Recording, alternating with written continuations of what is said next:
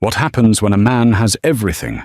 A multi-million-dollar tech empire, a beautiful home overlooking the San Francisco Bay, and a brilliant pregnant wife who adores him. For Brendan Cole, it wasn't enough. He craved more, and he found it in the arms of his ambitious subordinate, Kendra Jennings. Together they mocked the woman carrying his child, calling her a domesticated pet who wouldn't know a stock option from a grocery coupon. They thought she would crumble. They thought she would take the hush money and disappear. They made one fatal miscalculation. They never imagined that the woman they tried to break was the same woman who would one day walk into their boardroom, not as a forgotten wife, but as the billionaire investor holding their entire future in the palm of her hand. This isn't just a story of revenge. It's the story of a titan's rise from the ashes of betrayal. The chandeliers at the Fairmont Hotel dripped crystals like frozen tears, casting a fractured, glittering light over San Francisco's tech elite. Hannah Foster felt as though she were viewing the scene through a distorted lens. At 7 months pregnant, the sheer weight of the baby seemed to pull her center of gravity down, grounding her in a way that felt alien in this room of high flyers. She smoothed a hand over the bespoke silk of her maternity gown, a deep sapphire that Brendan had picked out. "It makes you look regal," he'd said, a compliment that felt more like a command. Brendan Cole, her husband, was holding court across the ballroom. He was a supernova in a tailored Tom Ford suit, the founder and CEO of Synergy Innovations, a data analytics firm that had become the darling of Silicon Valley. He laughed a deep, confident sound that always drew people in and clapped a venture capitalist on the back. Hannah watched him, a familiar mix of pride and a strange gnawing loneliness filling her chest. She had been there from the start, before the IPO, before the magazine covers back when Synergy was just a concept scribbled on napkins in their tiny Palo Alto apartment. Her background was in computational linguistics and AI ethics, and her early frameworks were the quiet, uncredited bedrock on which Brendan had built his empire. But as the company grew, her role had shrunk first to supportive spouse, then to homemaker, and now to expectant mother. A wave of dizziness washed over her, and she gripped the back of a velvet chair. The air was thick with expensive perfume, and the cloying scent of champagne, a drink she could no longer have. She needed to find Brendan, to tell him she needed to sit down, maybe even go home. She navigated the clusters of chattering guests, her smile feeling like a mask plastered to her face. She spotted him near the terrace doors, his back to her. He wasn't alone. He was with Kendra Jennings, his vice president of strategy. Kendra was everything Hannah wasn't, at that moment sleek sharp and dressed in a blood-red dress that clung to her like a second skin. Her ambition was a palpable force field around her. Hannah had always been wary of Kendra, of the way her eyes lingered on Brendan a second too long, the way she laughed at his jokes with a throaty intimacy that felt unprofessional. Hannah paused behind a large marble pillar, gathering her strength before interrupting. And then she heard it. Kendra's voice, a low, conspiratorial murmur. "She looks exhausted, Bren. Are you sure you should have brought her?" Brendan's reply was a low chuckle, stripped of the warmth he performed for the public. "It's good for appearances. The devoted family man. Investors eat that stuff up. Besides, where else would she be? She's got the nesting instinct in full force. I'm surprised she's not at home alphabetizing the spice rack." A cold dread, heavier than her pregnancy, began to settle in Hannah's stomach. This wasn't just office gossip.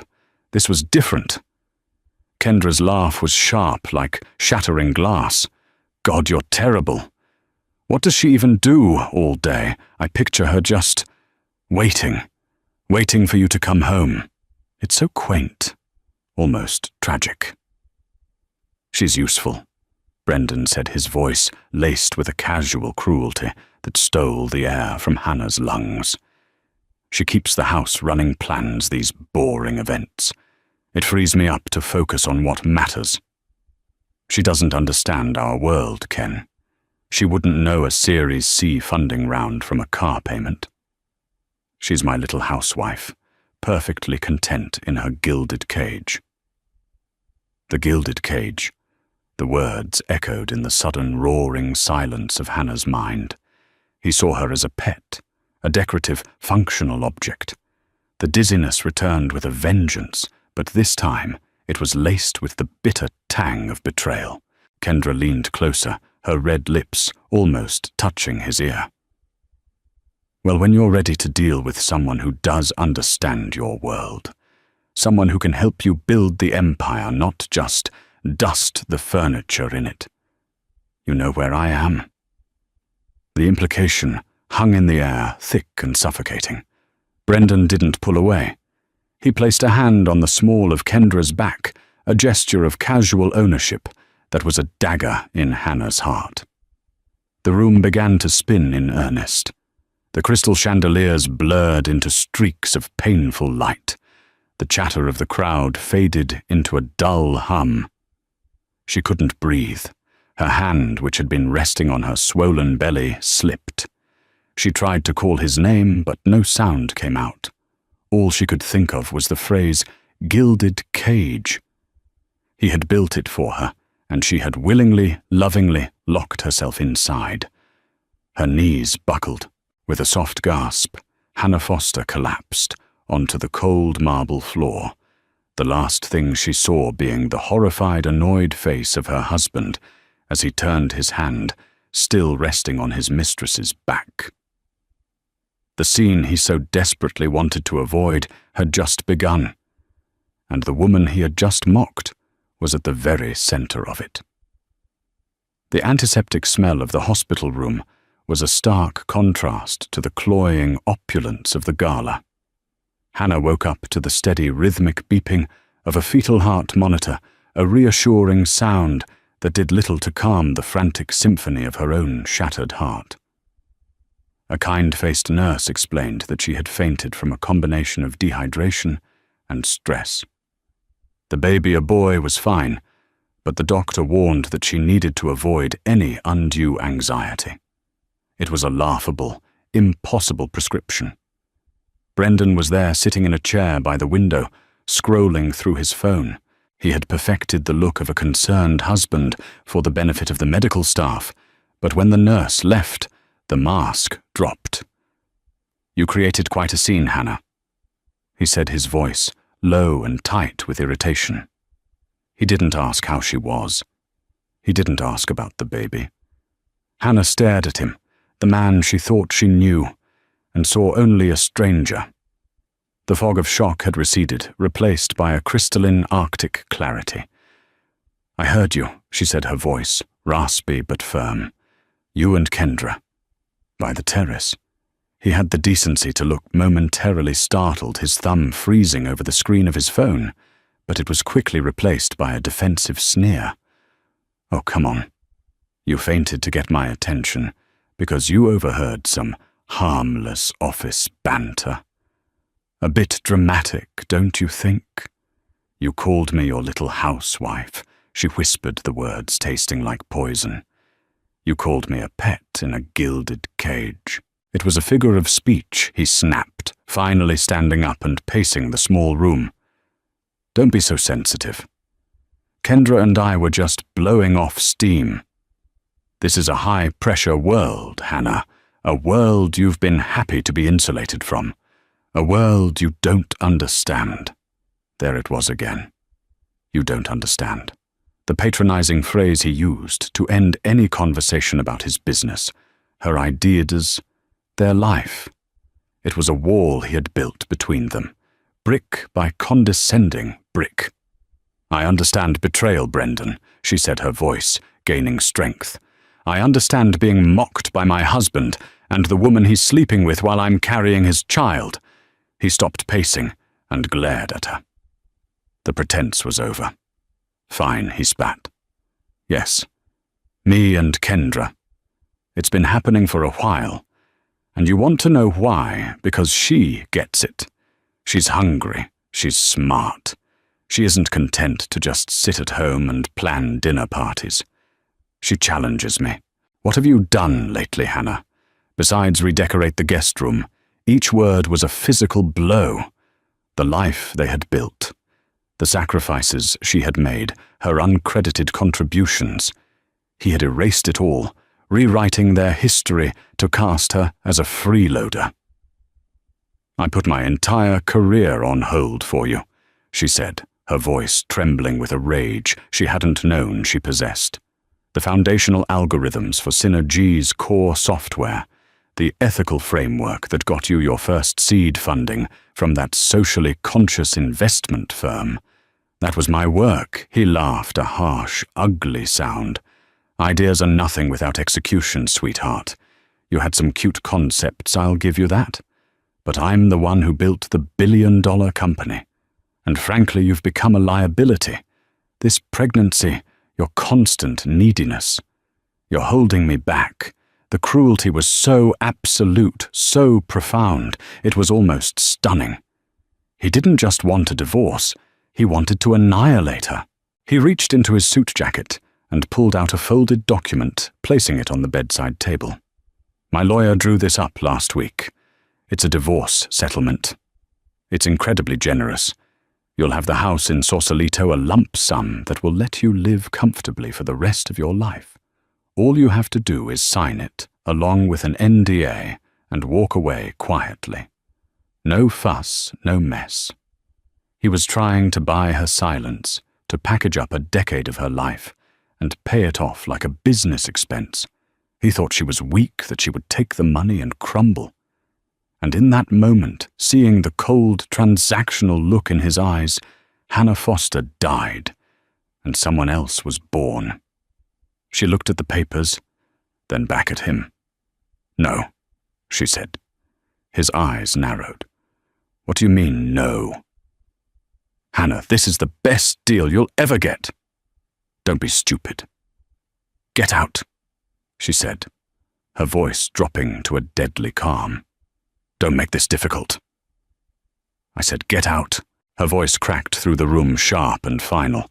For the first time, Brendan looked truly taken aback. He saw something in her eyes he didn't recognize. Not sadness, not desperation, but steel. He snatched the papers off the table. Fine. Have it your way. You'll be hearing from my lawyer. He stormed out of the room without a backward glance.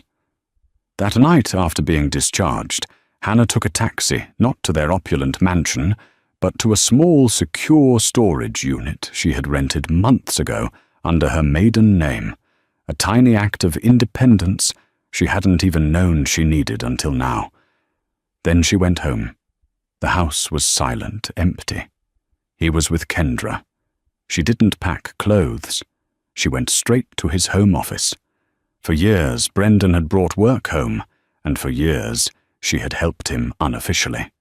She had copies of early-stage project files, initial code bases, and strategy documents on her old personal laptop, which was stored in the back of her closet.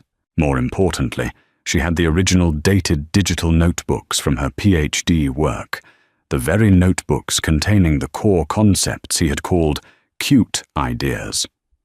She wasn't looking for blackmail material. She was looking for proof of her own brilliance. She spent 2 hours methodically copying files onto a series of encrypted hard drives. It wasn't theft, it was reclamation. She was taking back the pieces of herself she had given him. Before she left, she walked into the nursery, a room painted a soft, hopeful yellow. It was a monument to a future that was now a lie. With a tearless resolve, she went back to the kitchen, found the settlement offer Brendan had contemptuously left on the counter, and signed it. She signed her name, Hannah Foster, with a firm, steady hand. Then, underneath her signature, she wrote 3 more words. I reject this offer. She left the document in the center of the vast marble kitchen island where he would be sure to find it.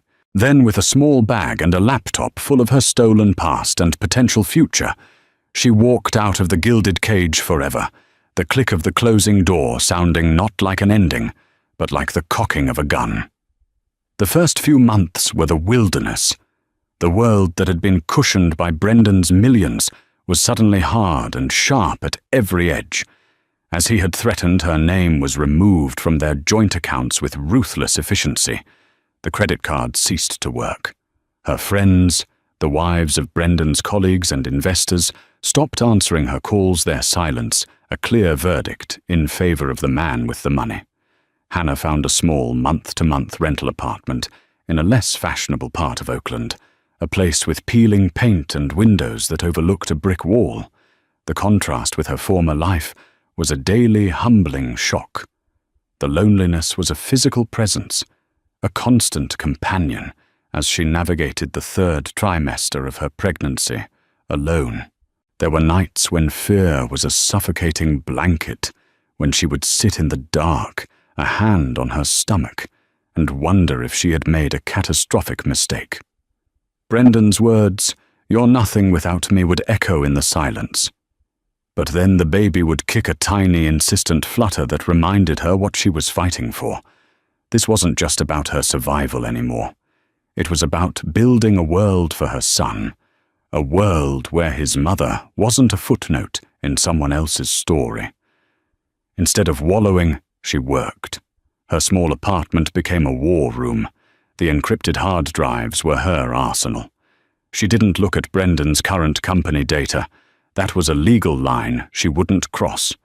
She focused only on her own original work from before, and during the earliest days of Synergy, the raw, brilliant concepts he had dismissed. She pored over her old PhD research, the complex algorithms on ethical AI and predictive modeling. She saw it now with fresh eyes, a system that could analyze vast datasets, not for crass commercial exploitation, as Synergy did, but for societal good. It could predict supply chain disruptions, model the spread of diseases, or identify underserved communities for resource allocation, all while using a proprietary ethical framework to anonymize data and eliminate bias. It was the anti-Synergy. She knew she couldn't do it alone. She needed an ally, someone from her past life, the one before Brendan. She thought of Dr. Robert Miller, her former mentor at Stanford. He was a titan in the field of computational linguistics, a man who valued intellectual integrity above all else. Finding his email was easy. Composing the message was one of the hardest things she had ever done.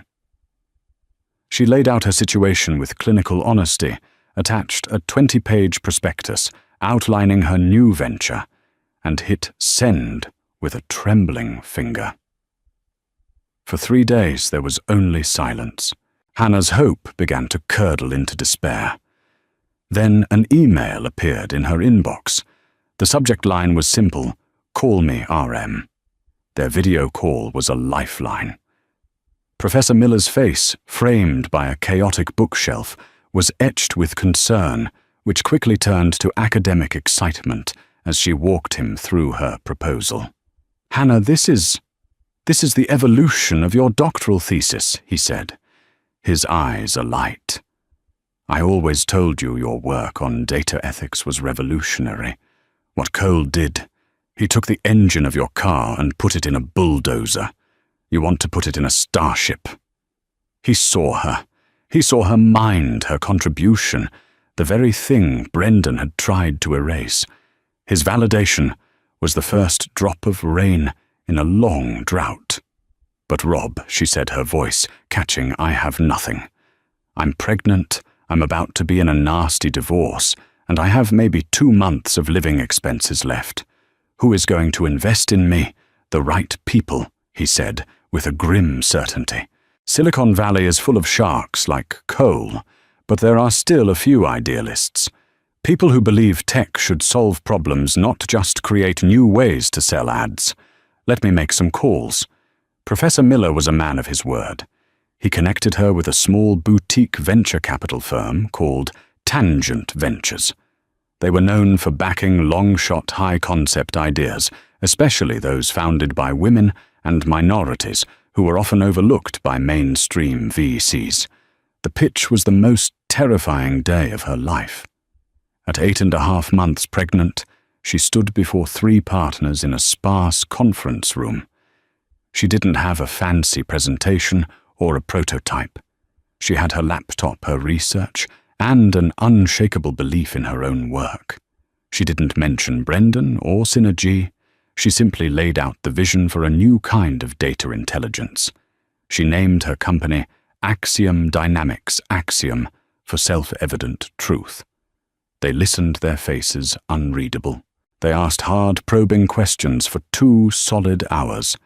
They challenged her assumptions, they poked holes in her financial projections. Hannah answered every query with the calm, incisive precision of an academic defending her thesis. At the end, the lead partner, a woman named Nina Chen, leaned back in her chair. "Ms. Foster," she said, "this is either complete vaporware or the most important idea that's crossed our desk in 5 years. Your personal circumstances are unconventional. But we don't invest in circumstances. We invest in founders. And you are, without a doubt, a founder." They offered her a seed round. It wasn't a staggering amount, but it was enough. Enough for a small office, a server rack, and to hire a handful of brilliant, hungry coders. It was enough to start. 2 weeks later, Hannah went into labor. She took a taxi to the hospital alone. After 18 hours of grueling labor, she held her son in her arms. He was perfect. He had her eyes. She looked down at his tiny, sleeping face, and the last vestiges of fear and doubt were burned away by a fierce, primal love. She named him Caleb, which meant faithful and wholehearted. Holding him, she knew that this was the true beginning. The pain of the past year hadn't broken her. It had forged her. Brendan had taken her life, and in its place she had created a new one. 2, in fact, her son and her company. The wilderness was over. It was time to build. The next 5 years were a blur of relentless work, fueled by black coffee and a determination that bordered on obsession. Axiom Dynamics was born not in a sleek Silicon Valley garage, but in a cramped rented office space in Berkeley that always smelled faintly of burnt toast from the deli downstairs. Hannah's life became a tightly choreographed dance between motherhood and entrepreneurship. There were days she would code with one hand while rocking Caleb's bassinet with her foot. She conducted investor calls on mute from a park playground, praying her toddler wouldn't choose that exact moment to have a meltdown. She faced down rooms of skeptical men who saw her not as a CEO, but as a mompreneur, a dismissive label that only hardened her resolve. One investor told her to her face that her family situation presented a significant risk. She thanked him for his time and walked out her mind, already calculating how to make him regret that statement. She built her team, carefully seeking out not just talent, but character. She hired Jessica Riley, a whip-smart operations expert who had been pushed out of a major tech firm after reporting a toxic work culture. She hired engineers and data scientists who were disillusioned with the move fast and break things ethos of the Valley people who wanted to build something that mattered. They were a team of underdogs, and they were fiercely loyal to Hannah and her vision. Axiom's breakthrough came not with a flashy consumer app, but with a complex, unglamorous contract with a major international logistics company. Their existing predictive models for supply chain management were failing, costing them millions. Hannah and her team flew in, and within 6 months, Axiom's platform, built on her ethical bias-aware algorithms, had increased their efficiency by 30% and accurately predicted a major port strike that would have crippled their competitors. Word began to spread. Axiom wasn't just another analytics firm. It was a black box that saw the future more clearly than anyone else. They were hired by governments to model public health crises, by insurance companies to create fairer risk assessments, and by non-profits to optimize aid distribution in disaster zones. They were quiet, effective, and increasingly indispensable. Hannah, once the invisible wife, was now the visionary CEO of one of tech's most respected new companies. She never gave interviews about her personal life. She let the work and the rapidly growing valuation of her company speak for itself. Meanwhile, Brendan Cole and Synergy Innovations were on a different trajectory. They were bigger, louder, and far more famous. Brendan was the tech bro king perpetually featured in magazines with Kendra, now his COO and fiancée at his side. They expanded aggressively, acquiring smaller companies and launching splashy, data-hungry products that bordered on invasive. But cracks were beginning to show in their foundation. A massive data leak exposed the personal information of millions of users, resulting in a hefty fine. Accusations surfaced that their hiring algorithm was demonstrably biased against female candidates. Their stock, once a rocket ship, began to stagnate. Brendan's strategy was to double down, to push for more growth at any cost, silencing internal dissent and ignoring the warning signs. He and Kendra were blinded by their own arrogance, convinced that their market dominance was unassailable. The divorce had been finalized years ago. Brendan, furious at her refusal to settle quietly, had fought her tooth and nail. But Hannah, with the backing of Tangent Ventures' legal team, had been methodical. She didn't ask for alimony. She asked for something he considered worthless, a formal legal acknowledgement of her intellectual property contributions to Synergy's foundational technology. To end the fight and avoid a messy public discovery process, he'd agreed, laughing with his lawyers, about how his ex-wife wanted credit for some old college papers. It was a footnote in the divorce decree, a tiny clause he would forget almost immediately. But Hannah never forgot. The moment she had been waiting for, the opportunity she had been patiently engineering for 60 straight months, arrived on a Tuesday morning in an email from Jessica Riley. It was an internal market analysis report. Subject: Synergy, Q3 burn rate and investor risk. The report was devastating. Synergy had over-leveraged itself on a reckless acquisition. Its primary institutional investor, a conservative pension fund, was spooked by the ongoing privacy scandals and was threatening to pull its funding. They were bleeding cash, desperately needing a massive new round of investment to stay solvent. They were vulnerable. For the first time in his life, Brendan Cole was in trouble. Hannah read the report, a slow, cold smile spreading across her face. She looked at a photo on her desk, a smiling 6-year-old Caleb on his first day of school. Her fight for survival had made her strong. Her work had made her rich. But Brendan's hubris was about to make her a queen. She picked up her phone and called her head of finance. "I want you to get in touch with our contacts at Rothschild & Co." She said, her voice calm and even. "I want to quietly set up a new investment vehicle. A shell corporation. Let's call it Phoenix Capital. It's time to go shopping." The boardroom on the 55th floor of the Salesforce Tower was a shrine to corporate power. A single slab of polished mahogany stretched 30 feet, surrounded by panoramic windows that offered a god's-eye view of the San Francisco Bay. Brendan Cole adjusted his tie, the knot feeling uncomfortably tight. Beside him, Kendra Jennings tapped a perfectly manicured nail on her tablet, her usual icy composure showing the barest hint of a crack. The past 3 months had been a living hell. Their lead investor had pulled out just as Hannah's intel had predicted. The press was circling, sniffing out the story of Synergy's financial distress. They were hemorrhaging talent and teetering on the edge of collapse. This meeting was their last hope. Their investment bankers had arranged it with a mysterious European investment consortium, Phoenix Capital. They were new, aggressive, and had incredibly deep pockets. They had expressed a serious interest in a majority stake in Synergy, a deal that would save the company, and more importantly, save Brendan and Kendra.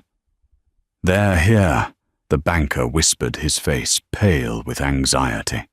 Brendan straightened his shoulders, forcing the charismatic, confident smile that had charmed 100 boardrooms. This was his stage. He was Brendan Cole. He could sell anything to anyone. Kendra gave his hand a quick, nervous squeeze. The grand glass doors at the end of the room swung open. 2 people walked in first, a man and a woman in severe dark suits, their faces impassive. They were clearly lawyers or advisors. They moved to the side of the door. Brendan and Kendra held their breath, waiting for the titan of industry, the faceless European billionaire, to make his entrance. And then she walked in. She wore a tailored suit of ivory white, a stark, brilliant contrast to the dark-suited figures around her. Her hair was no longer the soft, long style he remembered. It was cut in a sharp, elegant bob that framed a face that was both familiar and utterly alien. The softness was gone, replaced by a formidable poise. Her eyes, the same deep blue he once knew, now held an unnerving, analytical calm. She moved with an unhurried grace, her heels making a soft, deliberate clicking sound on the marble floor, a sound like a clock ticking down. It was Hannah. Brendan felt the blood drain from his face. A roaring sound filled his ears, and the panoramic view behind her seemed to tilt on its axis. He could feel Kendra go rigid beside him, her sharp intake of breath a tiny, wounded sound in the cavernous room. This was impossible. This was a nightmare. This was his little housewife, the woman he'd discarded and dismissed standing before him as the potential savior of his crumbling empire. Hannah walked to the head of the table, the seat opposite Brendan, the seat of ultimate power. Her team arranged themselves silently around her. She didn't look at Kendra. She didn't even glance at the terrified bankers. Her gaze was fixed solely on Brendan, and it was as cool and unyielding as the view of the Pacific Ocean behind her. She placed a slim encrypted tablet on the table in front of her, the movement precise and economical. She looked up, and for the first time, a small, knowing smile touched her lips. It wasn't warm. It was the smile of a predator that has finally cornered its prey after a very, very long hunt. "Brendan?" "Kendra," she said, her voice smooth and devoid of any emotion except a faint, chilling amusement. "It's been a while." She leaned forward slightly, her eyes glittering. "My associates tell me Synergy is looking for an investor. I've reviewed your pitch deck. I have some notes." The word notes hung in the air, weighted with 5 years of silence. 5 years of struggle. 5 years of meticulously planned revenge. Brendan opened his mouth to speak, to protest, to rage, but no sound came out. He was paralyzed. The ghost he had created, the woman he had tried to bury under a mountain of money and contempt, was not only back from the dead, she had come to feast on the ruins of his life. The air in the boardroom was thick with a stunned, suffocating silence. Brendan stared at Hannah, his mind struggling to process the sheer impossibility of the situation. Kendra, for her part, had regained a sliver of her composure, her expression hardening into a mask of defiant fury. "What is this?" Hannah Kendra snapped, her voice sharp. "Some kind of pathetic joke. You set up this charade to what, gloat?" Hannah didn't even turn her head to look at Kendra. She continued to hold Brendan's gaze, a silent, powerful dismissal that was more insulting than any retort. "This is not a joke, Ms. Jennings," Hannah said, her tone as crisp and cold as a winter morning. "This is a due diligence meeting. Phoenix Capital, which I own, is considering an acquisition. So please, let's maintain a professional decorum." She swiped a finger across her tablet, and the massive screen at the end of the room flickered to life. It displayed Synergy's logo, followed by a slide titled Q3 2025, Financials, an Analysis of Systemic Failure. "Let's begin with your burn rate," Hannah said, and for the next 30 minutes, she conducted the most brutal, systematic corporate assassination the room had ever witnessed. She didn't raise her voice. She didn't use insults. She used their own data as a weapon, turning their numbers, their projections, and their strategies against them with surgical precision. She pointed out the inflated user engagement metrics they'd used to justify their last valuation.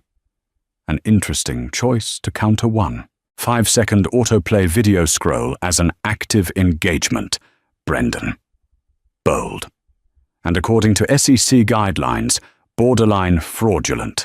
She dissected the disastrous acquisition that was draining their cash reserves, highlighting a key vulnerability in the target company's code that her team at Axiom had identified 2 years prior. You paid $500 million for a company with a core security flaw, so fundamental a first-year computer science student could have driven a truck through it. Did anyone on your team even read the source code? She turned her attention to Kendra. A new slide appeared, showing Kendra's signature on a series of financial projections submitted to their investors. "Ms. Jennings, these growth projections for your European expansion. They're based on a market penetration model that completely ignores the GDPR regulations that went into effect last year. This isn't just an oversight. This is either gross incompetence or a deliberate attempt to mislead." "Which is it?" Kendra's face went pale. The bankers shifted uncomfortably in their seats. The Synergy board members on the video call who had been watching in silence began to murmur amongst themselves. Brendan finally found his voice, a choked, desperate sound. "Stop it, Hannah. This is a personal vendetta. You're trying to destroy me." Hannah finally leaned back, a flicker of something real, not hatred, but a profound, weary disappointment in her eyes. "Destroy you, Brendan. You did this to yourself. You built a company on a foundation of arrogance and unethical shortcuts. It was always going to collapse. I'm just here to watch it happen." She looked around the table at the grim-faced board members. "You see, you have all been laboring under a misapprehension. I am not here to invest in Synergy. An investment would be like pouring water into a sieve. Synergy as it currently exists is worthless." She let that sink in. The silence was absolute. However, she continued, "It has some salvageable assets. Some patents, server infrastructure, a few talented mid-level engineers who aren't culpable in this disaster. Phoenix Capital is therefore prepared to make an offer. Not an investment. A buyout." A new slide appeared. It showed a number. It was shockingly low, just enough to cover Synergy's outstanding debts and allow the board members to escape a tidal wave of shareholder lawsuits, but far from the billion-dollar valuation Brendan had once boasted. It was an offer of corporate extinction. "The terms are as follows," Hannah said, her voice dropping each word, a hammer blow. "We acquire all assets and intellectual property. The Synergy brand will be dissolved. Most of the staff will be let go, and of course Mr. Cole and Ms. Jennings will be terminated effective immediately. All stock options will be cancelled. No severance, no golden parachute. You will both walk away with absolutely nothing. You can't do that." Brendan roared, slamming his fists on the table. "This company is my life." "You think you can just take it from me? I can," Hannah said simply. "Because the board knows this is their only way out. And because legally, I have a claim you seem to have forgotten." One of her lawyers slid a document across the table. It was a copy of their divorce decree with one small clause highlighted in yellow. The clause where Brendan had years ago laughed as he signed away the acknowledgement of her foundational IP contributions. "My lawyers believe," Hannah said calmly, "that this clause gives me standing to sue Sinner G for years of unpaid royalties and intellectual property theft. A lawsuit that would not only bankrupt you personally, Brendan, but would mire this company in litigation for the next decade. Or the board can accept my very clean, very simple offer. The choice is theirs." The board members on the screen began talking over each other, their decision already clear. They were cutting their losses. They were cutting him loose. Brendan looked at Hannah, his face a mask of disbelief and pure, unadulterated hatred. He was cornered, humiliated, and beaten. He played his last, most pathetic card. "Hannah, please," he said, his voice dropping to a conspiratorial whisper. "Think about us. Think about our son. Caleb, you're doing this to your own son's father." The temperature in the room dropped 20 degrees. Hannah leaned forward, and for the first time her voice was laced with a white-hot fury that made every person in the room flinch. "Do not," she hissed, "ever speak his name in this room. I did not do this to you. I did this for him. My son deserves to have a mother who builds empires, not one who sits by the phone waiting for a man who despises her. I built a future for Caleb on the ashes of the life you tried to burn down." She stood up, her presence filling the room. "You have 1 hour to accept the offer. If I don't have a signed term sheet by then, I walk. And by Monday morning, Sinner G will be a case study in every business school textbook on how arrogance, greed, and underestimating the woman you wronged can lead to utter ruin. Your clock is ticking." With that, she turned and walked out of the boardroom, her team falling in line behind her, leaving Brendan Cole alone in the wreckage of his kingdom, finally truly understanding the magnitude of his mistake. The news of the takeover hit the financial world like a shockwave. "Axiom's Foster Engineers' hostile takeover of ailing Sinner G," screamed the headline in the Wall Street Journal. "Phoenix from the ashes, how Hannah Foster bought her ex-husband's empire for pennies on the dollar." The story was irresistible, a tale of betrayal, resilience, and ultimate triumph. Hannah was instantly lionized as a new kind of tech visionary strategic patient and utterly ruthless when she needed to be. She declined every interview request, letting the results speak for themselves. The fallout for Brendan and Kendra was swift and brutal. Stripped of their company, their stock, and their reputations, they became pariahs in the world that had once worshipped them. Their engagement fell apart in a spectacular public fashion, culminating in a shouting match in the street, captured by paparazzi. Kendra, blaming Brendan for his arrogance and for underestimating Hannah, left him. The last anyone heard, she was consulting for a no-name startup in another state. Brendan fared even worse. Drowning in legal fees and personal debt, he was forced to sell the mansions, the cars, the entire facade of his former life. He tried to launch a new venture, but no investor would touch him. His name was toxic, a permanent stain. He had flown too close to the sun, and the woman he'd scorned had melted his wings. He was a ghost in the valley he once ruled, a cautionary tale whispered at cocktail parties. One sunny Saturday afternoon, a few months after the acquisition, Hannah was not in a boardroom. She was in Golden Gate Park, pushing Caleb on a swing. He was 7 now, a bright, laughing boy with his father's dark hair and her steady, intelligent eyes. "Higher, Mom, higher!" he yelled, his legs kicking with joyous abandon. Hannah smiled, a genuine, unburdened smile, Okay, superstar, hold on tight. This was her victory. Not the boardroom takedown, not the headlines, not the billions in her bank account. It was this peace, this freedom, the ability to be present, to push her son on a swing without a knot of anxiety in her stomach, without waiting for a dismissive text or a condescending remark. Later, as they sat on a bench eating ice cream, her COO Jessica Riley sent her a text. Integration of Synergy assets is 80% complete. We've salvaged the core cloud infrastructure and a stellar engineering team from their mobile division. The rest of the toxic code and culture has been purged.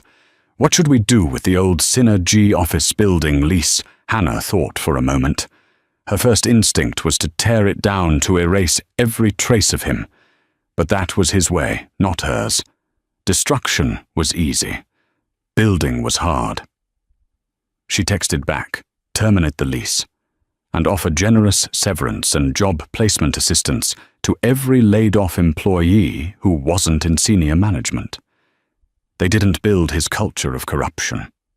Let's give them a chance to build something better elsewhere. It was a business decision, clean and final.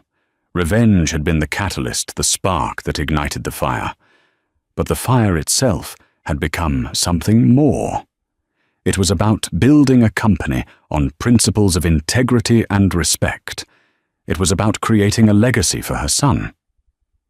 The satisfaction of watching Brendan's world crumble was a fleeting, bitter dessert. The deep, lasting joy came from the empire she had built in its place. She looked at Caleb, who was now chasing a butterfly across the grass, his face a picture of pure, uncomplicated happiness. She hadn't become this powerful, this successful, just to punish Brendan. Her journey had been a fight for survival, for her son's future, for her own right to exist as more than just a footnote. The fact that her path to self-actualization had led her directly through the ruins of his company was simply, as she saw it, a form of cosmic justice. He hadn't just cheated on his wife. He had betrayed his best asset, and in the ruthless meritocracy of the world they both inhabited, that was the one mistake that could never be forgiven. Her empire was founded on a new axiom: the future is built by those you underestimate. 3 more years passed. The name Synergy was now little more than a ghost, a half-forgotten brand, absorbed into the much larger, more respected entity of Axiom Dynamics. Axiom hadn't just grown, it had fundamentally shifted the landscape of data intelligence. Hannah Foster was no longer just a CEO. She was a thought leader, a philanthropist, and one of the most influential women in global technology. She had established the Caleb Foster Foundation, a multi-billion-dollar initiative dedicated to funding education for underprivileged children and promoting ethical standards in AI development. Her success was no longer a story of revenge. It was a story of transformation.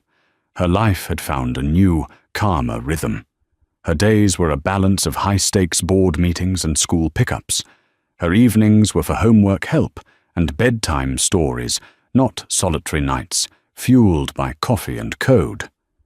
Caleb was a kind and curious boy who was proud of his mother, but blissfully unaware of the dramatic specifics of her past. To him, she was just Mom. One crisp autumn afternoon, Hannah was attending a small private tech conference at Stanford University, a return to the place where her intellectual journey had begun. She was the keynote speaker. After her talk, which focused on the future of ethical AI, she decided to take a quiet walk through the familiar campus, a wave of nostalgia washing over her. As she passed by the main quad, she saw a man sitting on a bench, staring at the Rodin sculptures. He was thinner than she remembered, with threads of grey in his once perfectly coiffed hair. He wore a simple jacket and jeans, a stark contrast to the tailored suits that had been his uniform. It took her a moment to realize it was Brendan. Her security detail, a discreet man named David, tensed beside her, but Hannah gave a slight shake of her head. Brendan hadn't seen her. He looked diminished. The supernova of charisma had collapsed into a quiet, tired star. Curiosity, not anger or fear, guided her feet. She walked towards him. "Brendan," she said, her voice even. He looked up, and his eyes widened in shock. For a moment, she saw a flash of the old defensiveness, the old anger. But it vanished as quickly as it came, replaced by a weary resignation. "Hannah," he said, his voice raspy, as if he hadn't used it much that day. "Of course. I should have known you'd be here. Keynote speaker, I assume?" "Something like that," she replied, remaining standing. "What are you doing here?" He gave a short, humorless laugh. "Looking for a job? A friend of mine is a professor here. He thought maybe there was a research assistant position open. It's not going well. My name isn't exactly a door opener these days." The irony was staggering. The man who had once commanded billion-dollar valuations was now hoping for a university job. "I'm sorry to hear that," Hannah said, and to her own surprise, she meant it. The raging fire of her anger had burned out long ago, leaving behind only the cold embers of a past that felt like it belonged to someone else. He looked at the ground, then back at her. The arrogance was completely gone, replaced by something raw and honest. I know it doesn't mean anything now, but I was wrong. About everything. About you." He shook his head slowly. "I was so blinded by me, by the image, the money. I had this brilliant partner right beside me the whole time, and I was too stupid and too arrogant to see it. I threw away the most valuable asset I ever had. And I'm not talking about the company." He finally met her eyes, and she saw a profound, hollowed-out regret. How's the boy? Caleb is wonderful," she said softly. "He's smart and he's kind. He's happy." A flicker of pain crossed Brendan's face. "That's good. That's all that matters." He stood up, as if her presence was a weight he couldn't bear for long. "Well, I won't keep you. You have empires to run." He started to walk away, a man stripped of everything that had once defined him. Brendan, Hannah called out. He stopped but didn't turn around. "For what it's worth," she said, choosing her words carefully, "I forgive you. Not for you. For me. I let it go a long time ago." He stood motionless for a long moment. Then he gave a single sharp nod and walked away, disappearing into the shadows of the sandstone arches. Hannah watched him go, a strange sense of closure settling over her. She hadn't needed his apology, but hearing it had untied a final small knot she hadn't even known was still there. Her revenge had never truly been about his destruction. It had been about her own survival and creation. His downfall was merely the consequence of his own choices. Her success was the consequence of hers. As she walked back to her car, her phone buzzed. It was a picture message from Caleb's nanny. He was at his robotics club, holding up a small, clumsy robot he had built his face, beaming with pride. Hannah smiled. That was her empire. That was her victory. Not the company, not the wealth, not the look on Brendan's face in that boardroom years ago. It was the freedom to build a new foundation, one of love, integrity, and purpose. The ghost in the valley was finally gone, and in its place, the future was bright. Hannah Foster's story serves as a powerful real-world reminder that the deepest betrayals can often forge the strongest resolve. She didn't just get even, she got ahead. She transformed her pain not into petty revenge, but into fuel for an empire built on brilliance, integrity, and the sheer unyielding power of a woman underestimated.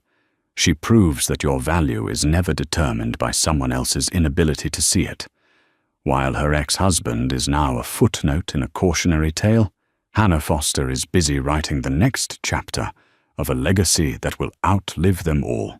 She didn't just reclaim her life, she redefined what was possible. What did you think of Hannah's incredible journey from a betrayed wife to a billionaire titan? Was her revenge justified, or was her success the best revenge? Let us know your thoughts in the comments below. And if you found this story as inspiring as we did, don't forget to hit that like button. Share this video with someone who needs to hear it, and subscribe to our channel for more true life stories of unbelievable triumph. He stood over her, his words like shards of ice on the coldest winter night. I'm done, Isabel. I'm done with this pathetic life. Done with you. She was 6 months pregnant with his child, clutching a stained ceramic mug he'd gifted her, her world collapsing in their tiny, damp apartment. He chose another woman, one who promised him a world of glittering success. He threw his pregnant wife out into the pouring rain for a life of luxury, never once looking back. But what happens when the woman you threw away holds the key to your entire world? What happens when you discover the meek, humble woman you discarded is one of the richest people on the continent? This is the story of a devastating betrayal, a secret kept for years, and the moment one man realized he hadn't just lost his wife, he'd thrown away an empire. The rain didn't just fall, it assaulted the city. It hammered against the thin window panes of the small, fourth-floor walk-up apartment that Isabel Clarke and Ethan Cole called home. Inside, the storm was of a different nature, colder and far more destructive. What do you mean, you're done? Isabel's voice was a whisper, barely audible over the drumming of the rain and the frantic beating of her own heart. She clutched her rounded belly, a protective instinct kicking in as the world tilted on its axis. Ethan stood by the door, already wearing the expensive trench coat she'd saved for months to buy him for his birthday. It looked out of place in their cramped living room, with its second-hand furniture and her canvases stacked against the wall. He looked out of place. He was a man wearing a costume for a life he desperately wanted, a life that didn't include her. I mean exactly what I said. His tone was flat, devoid of the warmth she had fallen in love with 5 years ago. I can't do this anymore, Is. The bills, this shoebox apartment, the constant struggle. I'm meant for more than this. We're meant for more, she corrected, tears welling in her eyes. We've always said that. We're a team. I'm working. You're close to that promotion at sterling price. And the baby. Her voice broke. Ethan, we're having a baby. He finally looked at her, and the cold indifference in his eyes was what broke her. It was a look she'd never seen before, the look of a stranger. The baby complicates things, he said, as if discussing a minor spreadsheet error. It's a responsibility I'm not ready for. Not in this poverty. Poverty? She choked out a laugh that was more of a sob. We have food. We have a roof over our heads. We have each other. I thought that was enough to start. Well, it's not enough for me, he snapped, his voice finally rising. The facade of calm cracked, revealing the ugly ambition and resentment beneath. I want the corner office, the penthouse suite, the respect that comes with real money, not freelance graphic design and dreams that don't pay the bills. Every word was a calculated blow. He knew her art was her soul, the one thing that was entirely hers. He had once claimed to love that about her. Now he used it as a weapon. A horrible, sickening realization began to dawn on Isabel. This wasn't a sudden decision. This was a verdict that had been reached long ago, and he was only now delivering the sentence. There's someone else, isn't there? Ethan didn't flinch. He ran a hand through his perfectly styled hair. Her name is Jessica Monroe. Her father is Walter Monroe. The name hit Isabel like a physical blow. Walter Monroe, the real estate titan, a man whose name was synonymous with power and wealth in the city. Ethan had been working on a proposal for Monroe's firm for months. He'd spoken of Jessica, the daughter, a vice president at her father's company. He'd called her a key contact, a shark. "She can give me the life I deserve, Isabel," Ethan continued, his voice taking on a sickeningly earnest tone. "She sees my potential. She's introduced me to people you couldn't even dream of meeting. We have a future." "And what about our future? Our baby?" Isabel's hands trembled. The mug she held, a silly thing with a cartoon bear that said, "World's Best Hugger," felt impossibly heavy. It was the first gift he'd ever given her. "I'll have my lawyer send over the papers," he said, his hand on the doorknob. "And I'll need you out by the end of the week. Jessica and we're taking a place in the Upper East Side. This apartment. The lease is in my name. I'm terminating it." The cruelty was breathtaking. He wasn't just leaving her, he was erasing her, making her homeless, pregnant, and alone. "Ethan, please," she begged, the last of her pride dissolving into sheer terror. "Don't do this. Not now. Think about our child." He turned, his face a mask of stone. "I am. And I think this child is better off not being raised in a place like this, by someone with no ambition." He paused, delivering the final, soul-crushing blow. "Jessica and I might start our own family one day. A proper one." The ceramic mug slipped from her numb fingers, shattering on the worn linoleum floor. The sound was deafening in the sudden silence. The cartoon bear was in pieces, just like her heart, just like her life. Ethan looked at the mess on the floor with disgust, then back at her. "Clean that up," he said, his voice devoid of any emotion. And then he opened the door and walked out into the storm, leaving Isabel in the ruins of the life they had built, the sound of the shattering mug echoing the complete and total demolition of her world. She sank to the floor, her body racked with sobs, her hands protectively wrapped around the child he had just disowned. She was alone. Utterly and completely alone. The next 3 days were a blur of numb disbelief and rising panic. The sound of the front door closing behind Ethan echoed in Isabel's ears, a permanent, taunting reminder of her new reality.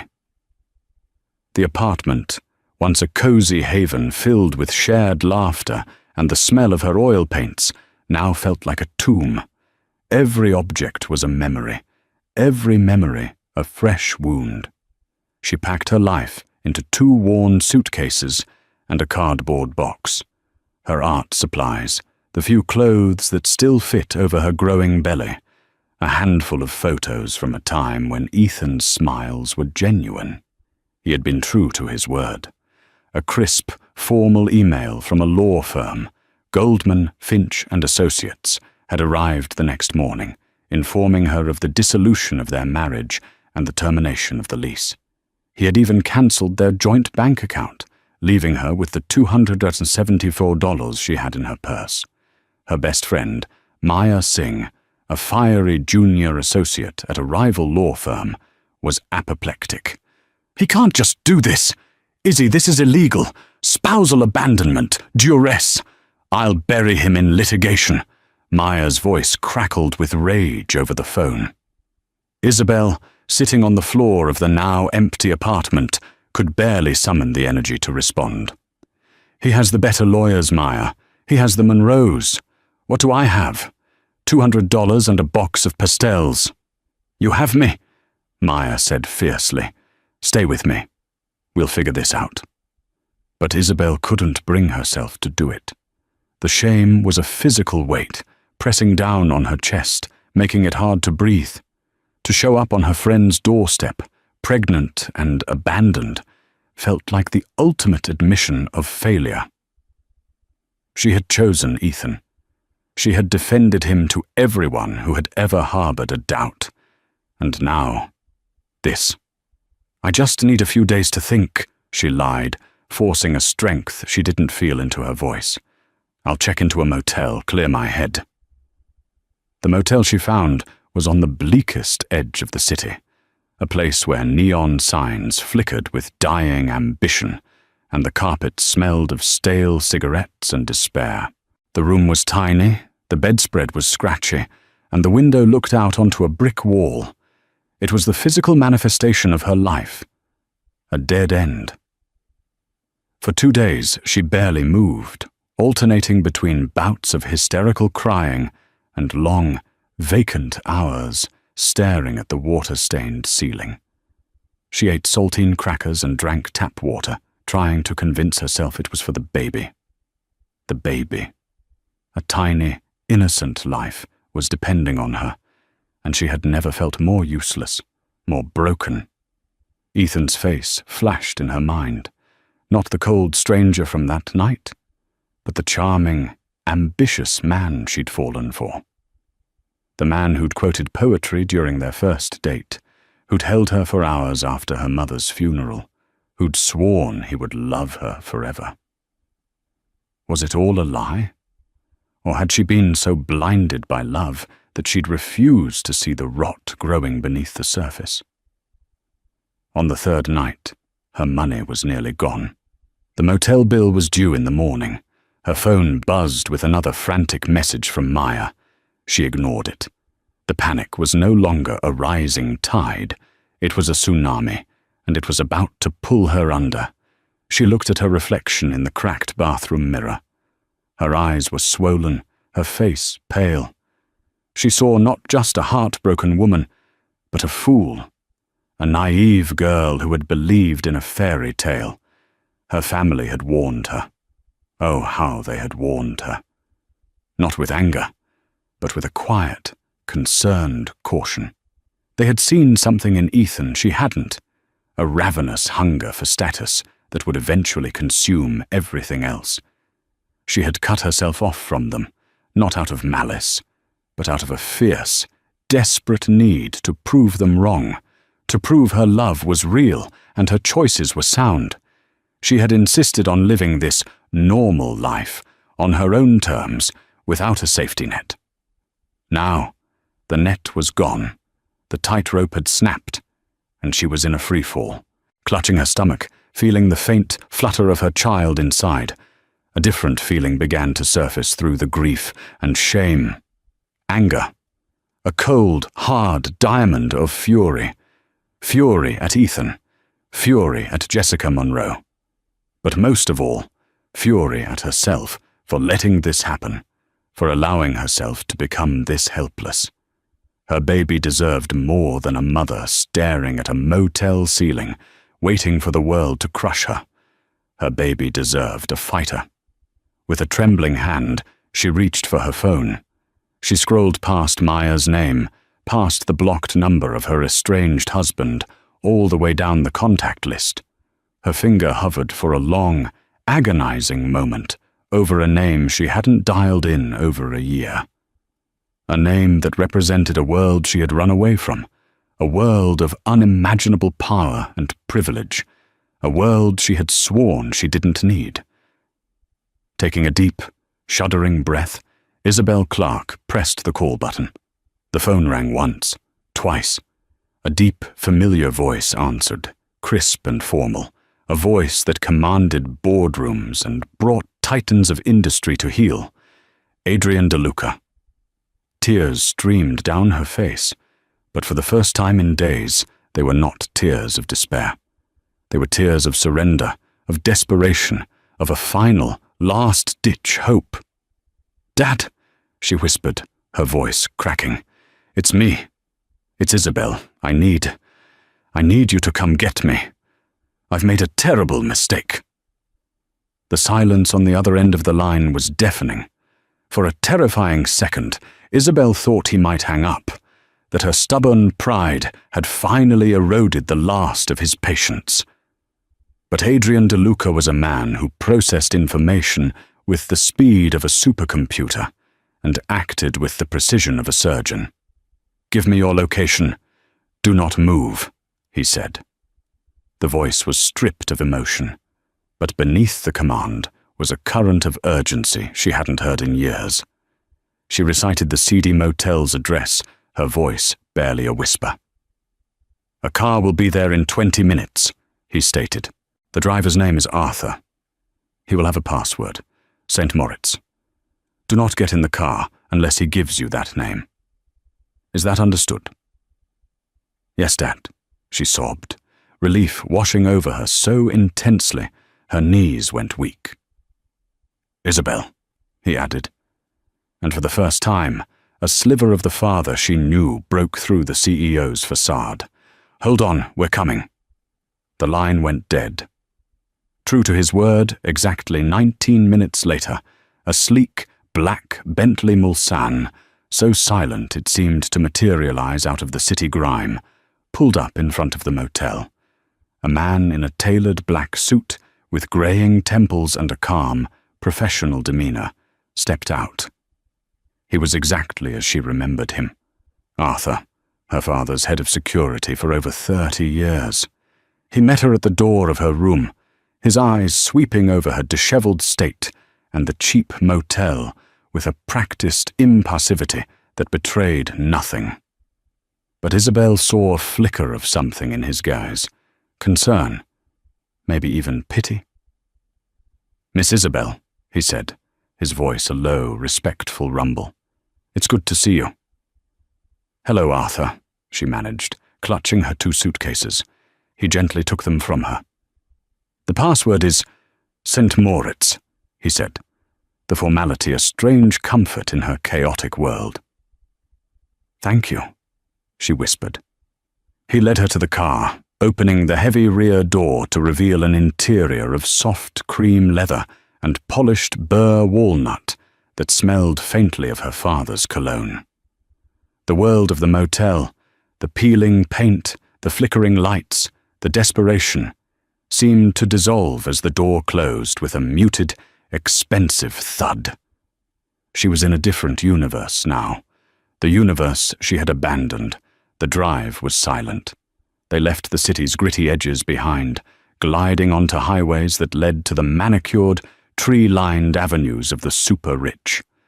An hour later, they turned onto a private road, flanked by a 10-foot stone wall.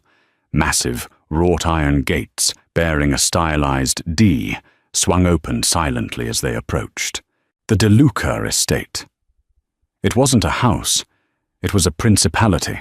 A sprawling limestone mansion that blended classic European architecture with modern glass walls, set on 100 acres of rolling hills, private lakes, and ancient forests. It was the place she had grown up, a gilded cage she had felt compelled to escape in search of something real. Looking at it now, after the harsh reality of the last few days, it looked like the safest place on earth. Arthur pulled up to the grand entrance, where the lights were blazing. As he opened her door, another figure emerged from the house. Adrian DeLuca stood at the top of the marble steps, a formidable silhouette against the bright light. He was in his late 60s, with a mane of silver hair and eyes that could dissect a balance sheet or a man's character from 100 paces. He wore a cashmere sweater and tailored trousers, but he still radiated an aura of immense power. As Isabel slowly climbed the steps, he descended to meet her. His face was a mask of stern control, but his eyes, those piercing blue eyes, were filled with a storm of emotions, anger, relief, and a deep, profound sadness. He stopped in front of her, his gaze dropping to her pregnant belly, then rising to meet her tear-filled eyes. "You should have called sooner," he said, his voice rough. It wasn't an accusation.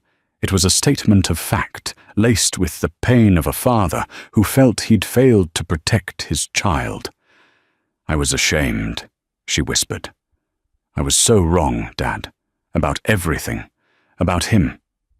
He didn't say, "I told you so," though the words hung unspoken in the air between them. He had seen Ethan Cole for exactly what he was, from their very first meeting, a shallow social climber with an insatiable appetite for more. He had seen the way Ethan's eyes had lingered on the paintings on the wall, not with appreciation for the art, but with the quick calculation of an appraiser. Instead of lecturing her, Adrian DeLuca did something he rarely did. He pulled his daughter into a firm, protective embrace. He held her as she finally let go of the last of her crumbling composure, her body shaking with silent sobs against his chest. "It doesn't matter now," he murmured into her hair. "None of it matters. You're home. You're safe. And no one," he added, his voice hardening into steel, "will ever hurt you or my grandchild again. I will personally see to it." He pulled back, holding her at arm's length and looking at her with an intensity that made her shiver. "First, we get you healthy. We get you strong." Then, a dangerous glint appeared in his eye. "We will deal with Mr. Ethan Cole and the Monroes. They have made a grave miscalculation. They thought they were swatting a fly. They have no idea they've just poked a dragon." He guided her inside, into the grand foyer where the staff was waiting discreetly. The warmth, the quiet efficiency, the sheer scale of the place. It was overwhelming. He had already summoned her old doctor and a nutritionist. A suite of rooms overlooking the gardens was being prepared for her. The full force of the DeLuca Empire was mobilizing, not for a corporate takeover, but to heal one broken heart and protect one unborn child. Isabel leaned on her father's arm, feeling a strange mix of relief and trepidation. She had escaped this world to find herself. Now, she had returned to it, broken to save herself. The irony was not lost on her, but as she looked up at the determined, formidable man beside her, she knew one thing for certain.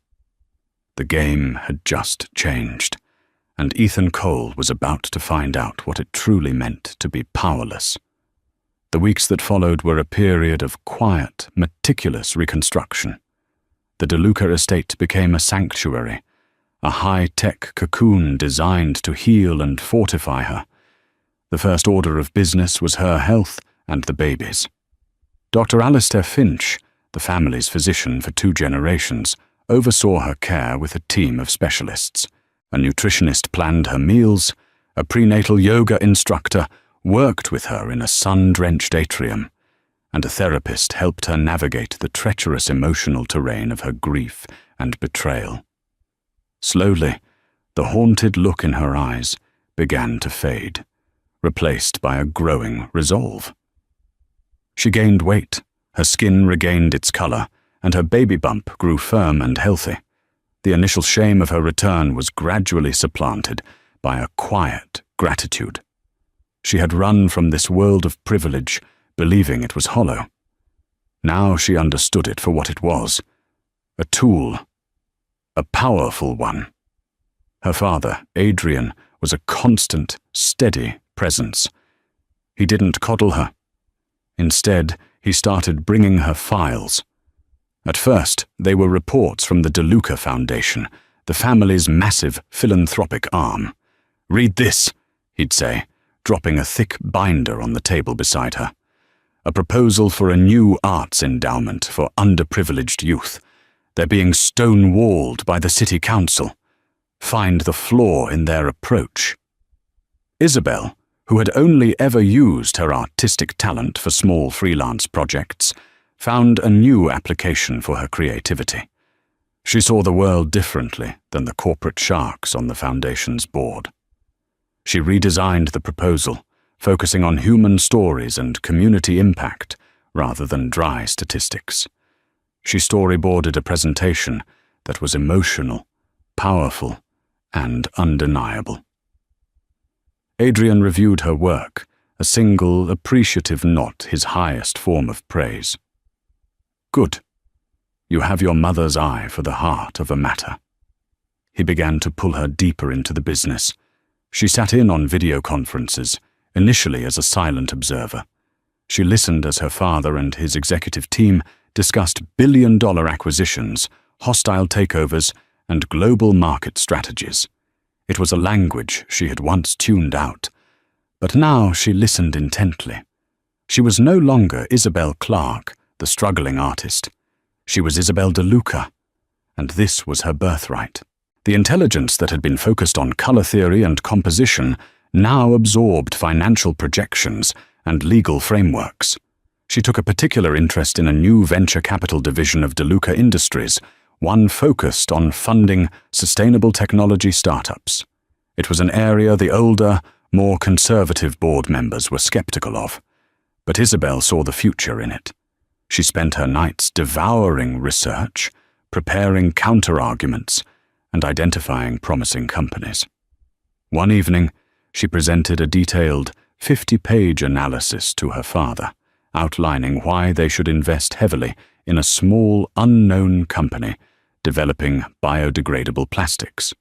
He read the entire document in silence. When he finished, he looked at her, his expression unreadable.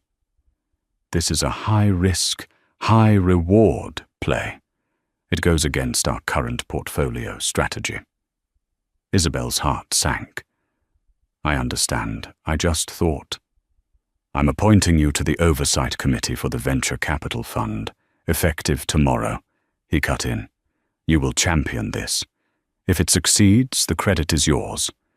If it fails," he paused, a slight smile touching his lips, "the blame is also yours. Welcome to the family business, Isabel." She wasn't just healing, she was transforming. The fragile girl who had crumpled to the floor of a tiny apartment was being forged into something new, something stronger, something with the resources of an empire at her back. Meanwhile, across the city, Ethan Cole was living the life he had always dreamed of. He and Jessica Monroe had moved into a stunning, glass-walled penthouse overlooking Central Park. His wardrobe was now filled with designer suits, his wrist adorned with a watch that cost more than his old car, and his social calendar was a whirlwind of exclusive parties, gallery openings, and charity galas. He had been given a vice president title at Monroe Holdings, with a corner office and a salary that was, frankly, obscene. He was Walter Monroe's golden boy, the sharp, ambitious young man who was also dating his daughter. It was perfect. Or, it was almost perfect. The gloss began to wear off surprisingly quickly. The penthouse, for all its splendor, never felt like home. It was Jessica's space, decorated by a fashionable interior designer with a taste for cold, minimalist furniture that was beautiful to look at, but uncomfortable to live in. There was no room for anything of his. Not that he had much to bring. Jessica, who had been so charming and seductive during their clandestine affair, was different now. She was possessive, demanding, and possessed a casual cruelty that often took his breath away. She criticized his choice of tie, his pronunciation of a French wine, the way he held his fork. He was her project, a handsome accessory she was molding to fit her world. Their conversations rarely touched on anything personal. They were about appearances, connections, and transactions. There was no warmth, no intimacy, none of the easy laughter he had once shared with Isabel. His work at Monroe Holdings was also not what he had envisioned. He wasn't a rising star. He was an errand boy with a fancy title. Walter Monroe didn't mentor him. He used him. Ethan was tasked with the grunt work on a massive new development project, the Phoenix Tower. He spent his days chasing permits, placating angry union reps, and preparing endless presentations that Walter would then deliver as his own. He was a highly paid functionary, a cog in the Monroe machine, given just enough status to keep him compliant. One night, sitting in a restaurant where the water cost more than a full meal at the diner he and Isabel used to frequent, he found himself thinking about her. He pictured her in their old apartment, laughing as she accidentally smudged paint on her nose. The memory was so vivid, so filled with a warmth that was entirely absent from his current life, that it felt like a punch to the gut. He pushed the thought away, taking a sip of his $300 bottle of wine. This was what he wanted. He had won. He was successful. He was happy. He just had to keep telling himself that until it felt true. His friends, like his former colleague Ben Carter, saw the change. Ben met him for a drink one evening, an awkward encounter Ethan had agreed to out of some lingering sense of his old life. "You look good, man." "Tired but good," Ben said, eyeing Ethan's expensive suit. "It's a demanding role," Ethan said, trying to sound important. "I bet." "So how's Isabel?" Ben asked, his tone cautious. "Nobody's heard from her." Ethan stiffened. "I have no idea. We're divorced. She's out of my life." "Right, but pregnant and all." "I just hope she's okay."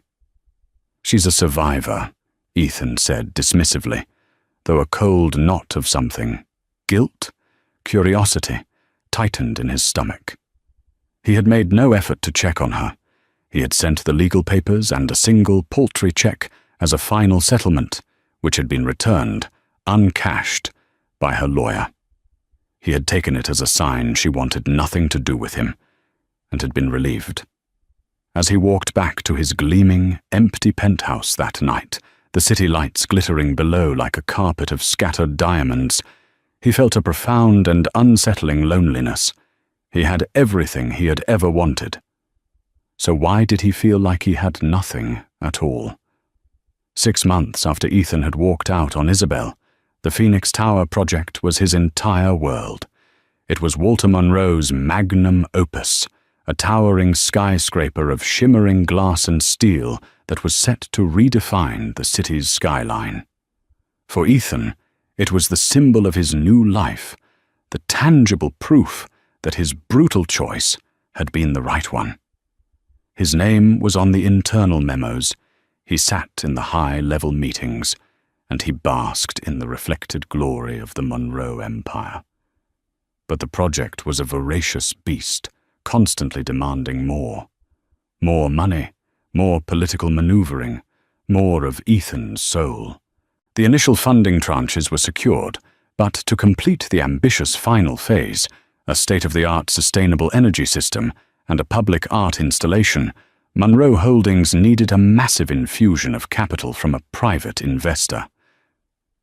"This is the final piece of the puzzle, Ethan," Walter Monroe had boomed in a recent meeting, his large hand clapping Ethan's shoulder with a force that was more of a blow than a friendly gesture.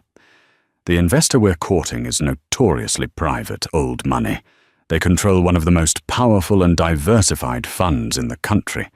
If we land them, the Phoenix Tower isn't just a building, it's a legacy. Don't screw this up." The pressure was immense. Ethan worked 18-hour days, his life reduced to spreadsheets, architectural drawings, and pandering to Jessica's whims. The cracks in his gilded cage were becoming impossible to ignore. Jessica's affection was directly proportional to his utility to her father. When he secured a difficult permit, she was loving.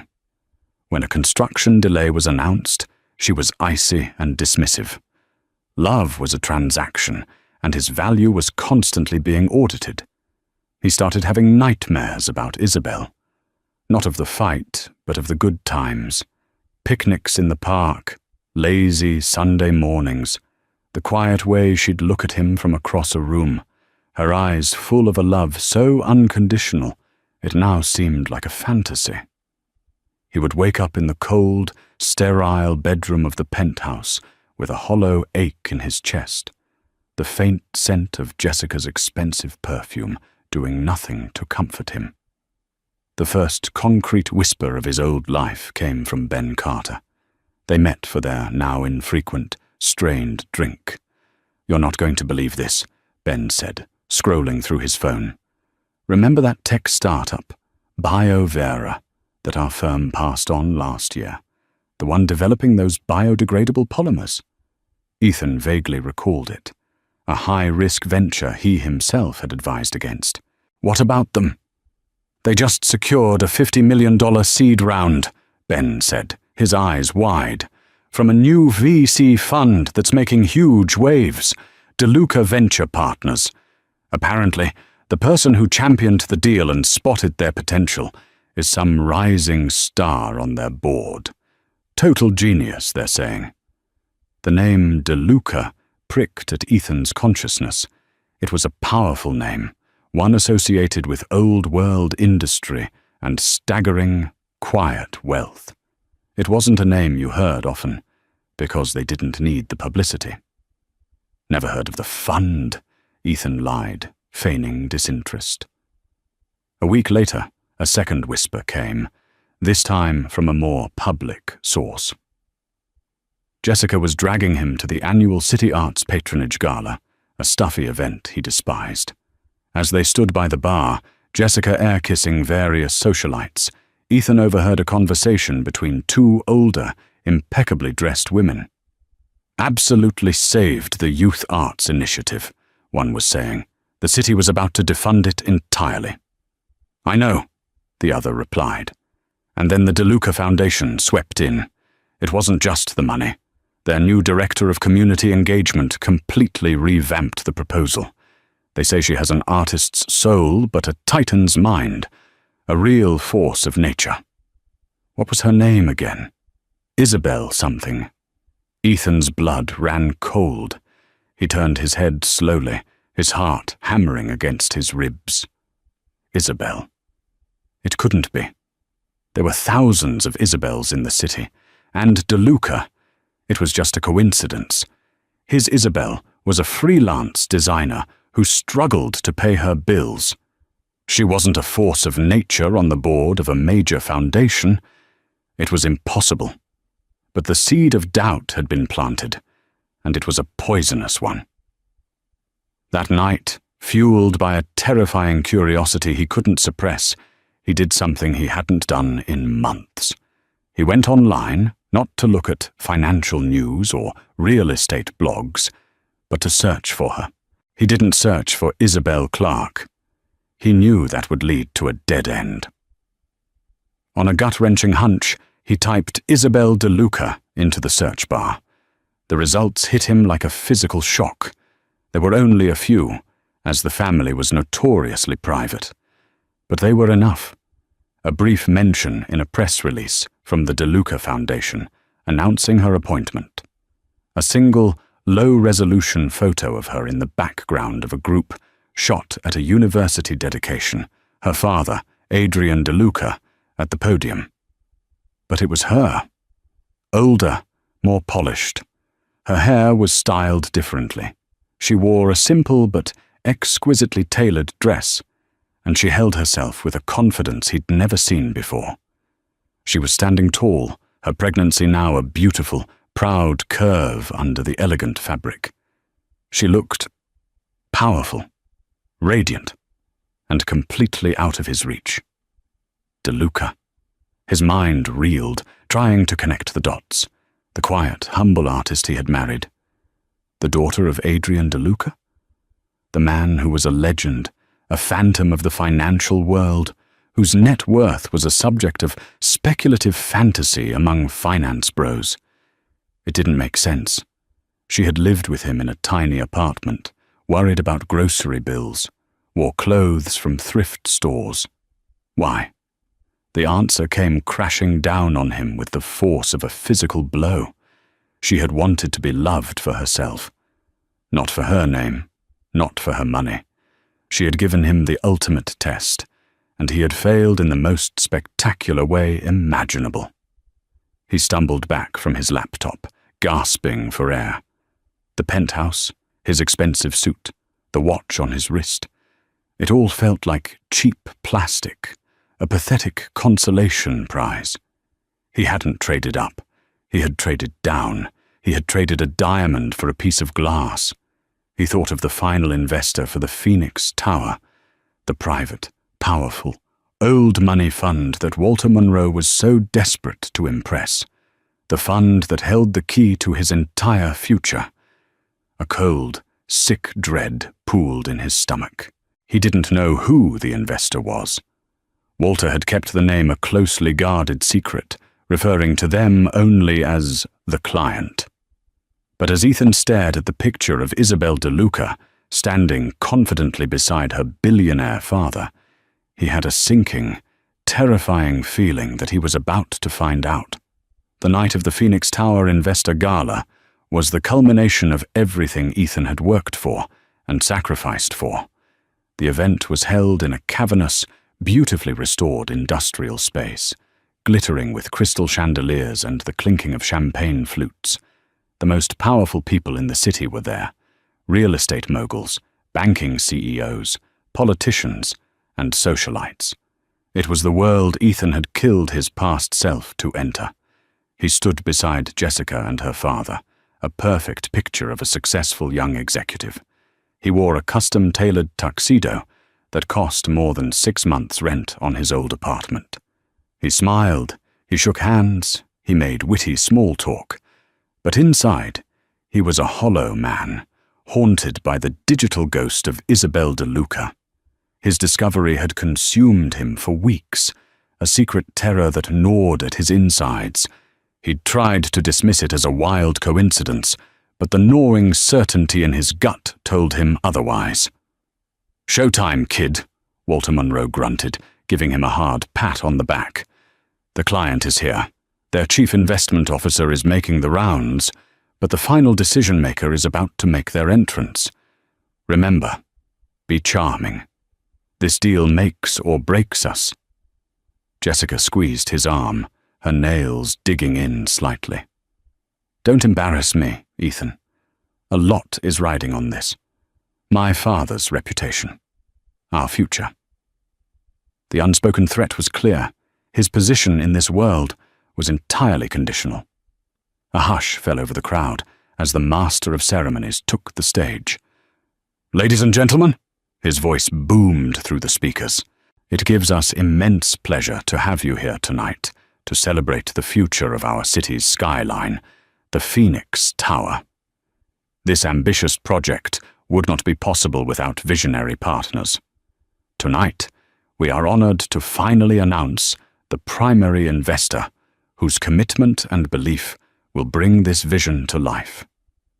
Ethan's heart pounded in his chest. His palms were slick with sweat. Please don't be them. Please be anyone else. This investment is being spearheaded by their newest, most dynamic division, a fund dedicated to forward-thinking, sustainable urban development. Please join me in giving a massive welcome to the leadership of DeLuca Venture Partners. The name hit the room like a thunderclap. A wave of murmurs rippled through the crowd.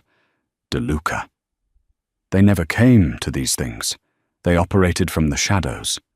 For them to publicly back a project was an endorsement of monumental significance. Walter Monroe's eyes were wide with a mixture of shock and elation. He had landed the biggest whale in the ocean. Ethan felt the blood drain from his face. He felt Jessica's grip on his arm tighten to a painful degree. "And now," the MC continued, "it is my distinct honor to introduce the individual whose brilliant analysis and passionate advocacy made this partnership possible. A visionary new leader in the world of finance and philanthropy. Please welcome the head of the DeLuca Foundation's Committee for Urban Development and a senior partner at DVP, Ms. Isabel DeLuca." The world went into slow motion for Ethan. From a side entrance, she emerged. She was no longer the quiet, unassuming artist he had discarded. This was a different woman entirely. She wore a simple, elegant evening gown of deep emerald green that accentuated her now very prominent, beautiful baby bump. Her hair was swept up, revealing a graceful neck and a pair of diamond earrings that glittered like captive stars. But it wasn't the clothes or the jewels that stunned him into silence. It was her presence. She moved with an unshakable confidence, a serene power that commanded the attention of everyone in the room. She was not just a guest here. She was the center of gravity. Her eyes swept across the room, calm and appraising. When her gaze finally fell upon him, standing beside the Monroes, it was for the briefest of moments. There was no flicker of anger, no hint of pain, no sign of recognition at all. It was the cool, indifferent glance one might give a piece of furniture or a nameless waiter. In that single, dismissive look, he was utterly and completely erased. It was more devastating than any scream, any curse, any tearful accusation could ever have been. He was nothing to her. Isabel walked to the stage, taking the microphone. Her voice, when she spoke, was clear and steady, resonating with an authority that belied her years. "Thank you," she began, a small, polite smile on her lips. DeLuca Venture Partners is proud to invest in the future. We believe in building legacies that are not just profitable, but sustainable and beneficial for the entire community. She spoke for 5 minutes about urban renewal, green technology, and community arts funding, the very things he had mocked as her pointless, unprofitable dreams. She was eloquent, intelligent, and utterly captivating. The crowd was hanging on her every word. Ethan felt Walter Monroe's hand clamp down on his shoulder. "DeLuca!" Walter hissed in his ear, his voice a dangerous mix of fury and confusion. "Your ex-wife is Isabel DeLuca, the daughter of Adrian DeLuca, and you failed to mention this." I didn't know," Ethan stammered, his mind short-circuiting. Jessica stared at him, her perfectly made-up face a mask of pure, unadulterated rage. Her dream of marrying into power had just been eclipsed by the grotesque irony that her boyfriend had thrown away a literal princess to be with her. The value of her own transaction had just plummeted. After her speech, Isabel was immediately surrounded by a coterie of the city's most influential people, all vying for a moment of her time. Walter, seeing his legacy on the line, pasted on a sycophantic smile and began to drag Ethan and Jessica towards her. "We need to smooth this over." "No," he snarled under his breath. They pushed through the crowd, finally breaking into the circle around Isabel. She was in conversation with the mayor. "Ms. DeLuca," Walter boomed, his voice oozing false charm. "A magnificent speech, Walter Monroe, and this is my daughter, Jessica, and my vice president, Ethan Cole." Isabel turned her head slowly. She gave Walter and Jessica a brief professional nod. Then her eyes landed on Ethan. The cool indifference was gone, replaced by something far worse, a faint, almost pitying curiosity. She looked at him as if he were a mildly interesting insect she'd found under a rock. "Mr. Monroe?" she said, her voice like polished steel. She did not acknowledge Ethan's name or existence. She turned back to the mayor. "As I was saying, Mr. Mayor, the Foundation's primary condition for the arts grant is that it remains independent of the developer's influence." She had cut him dead. In front of the mayor, in front of Walter, in front of the entire city's power structure. She hadn't just ignored him, she had surgically and expertly rendered him invisible.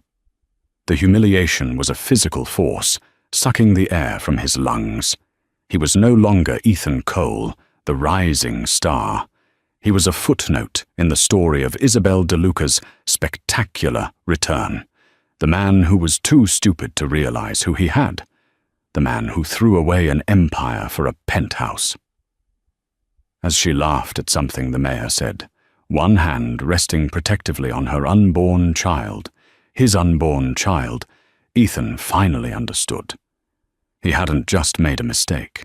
He had committed an act of self-destruction so complete, so catastrophic that he would be falling from it for the rest of his life, and he had only just begun to hit the ground.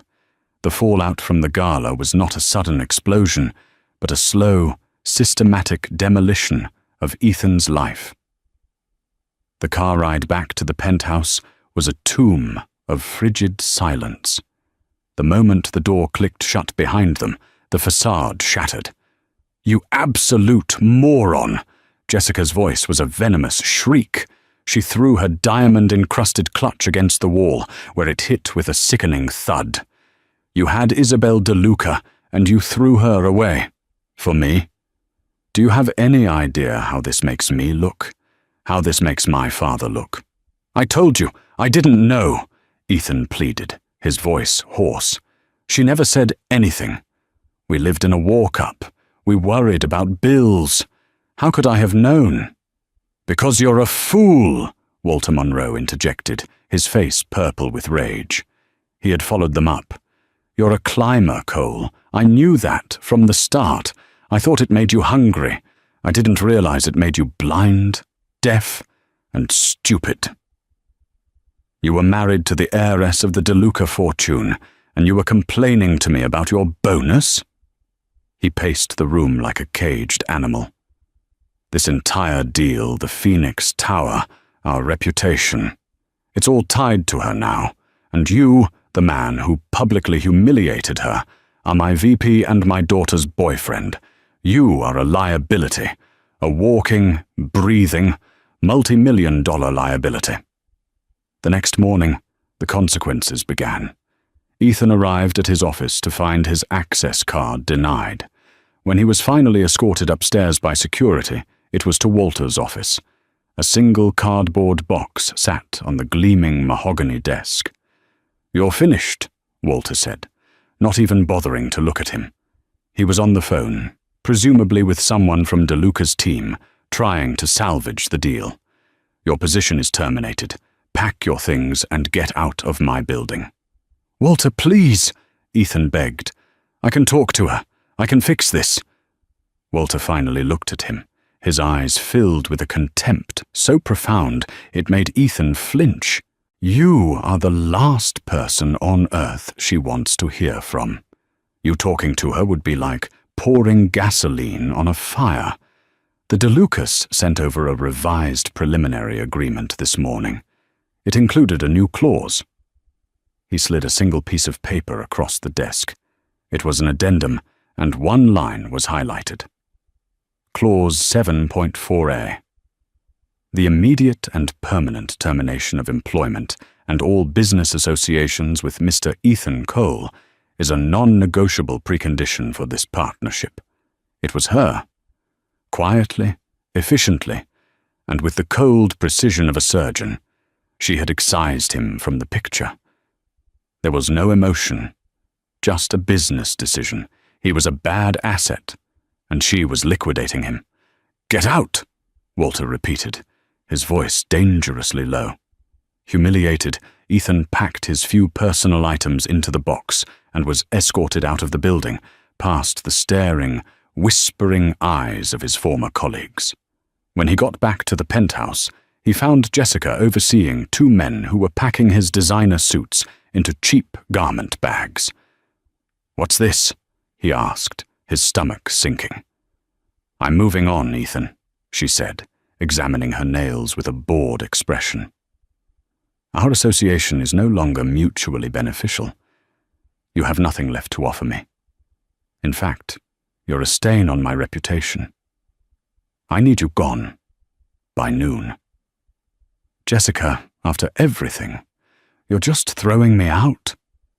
She finally looked at him, a cruel smirk on her face. "You seem to have a talent for getting thrown out. I should have realized. The problem wasn't your situation, it was you. You don't recognize value when you're staring it right in the face." By lunchtime, he was on the street with one box of personal effects and two garment bags of clothes that no longer felt like his. The penthouse, the job, the money, the woman, it had all been a mirage, and it had vanished, leaving him choking on the dust. His downfall was swift and brutal. His name was blacklisted in the financial and real estate communities. The story, though not public, spread like wildfire through the back channels of the city's elite. He was the fool who had scorned a DeLuca. No one would touch him. He couldn't get a call back for even the most junior analyst positions.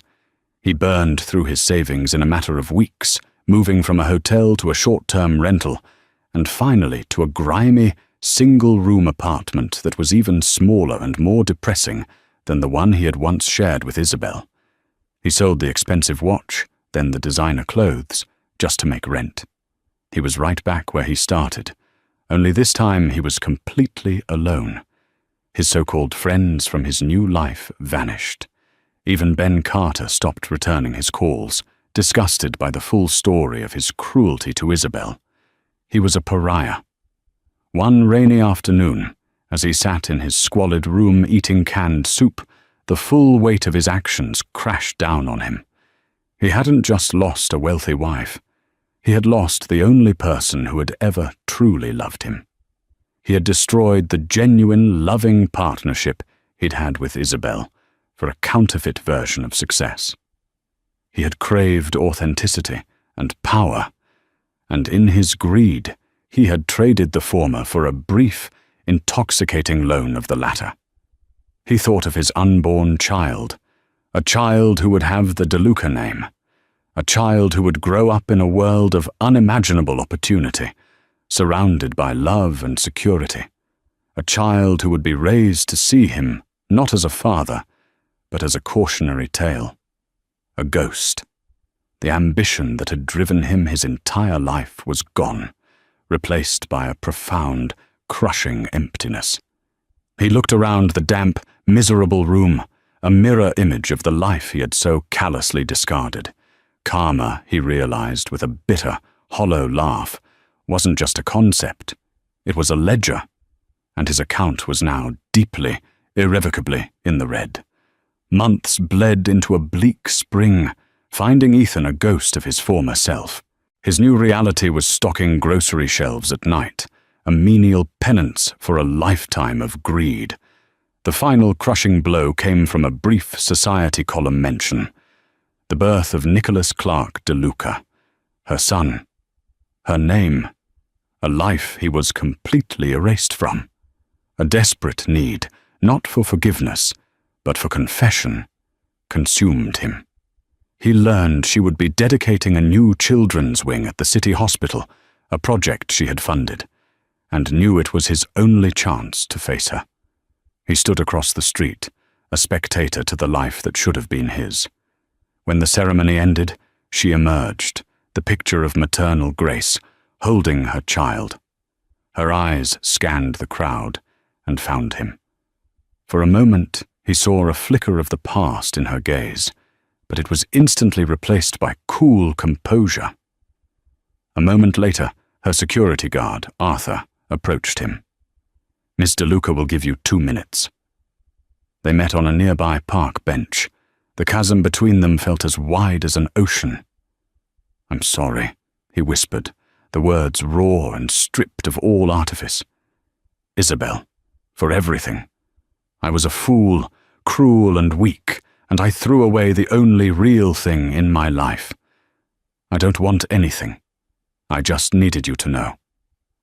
She listened, her expression calm and unreadable. The silence stretched, amplifying the sound of the city around them. "I accept your apology, Ethan," she said finally, her voice soft but unbreakable. "Not for you, but for me. Holding on to anger is a burden, and my hands are quite full these days." She glanced lovingly towards her son, now with his nanny nearby. "This is my life now.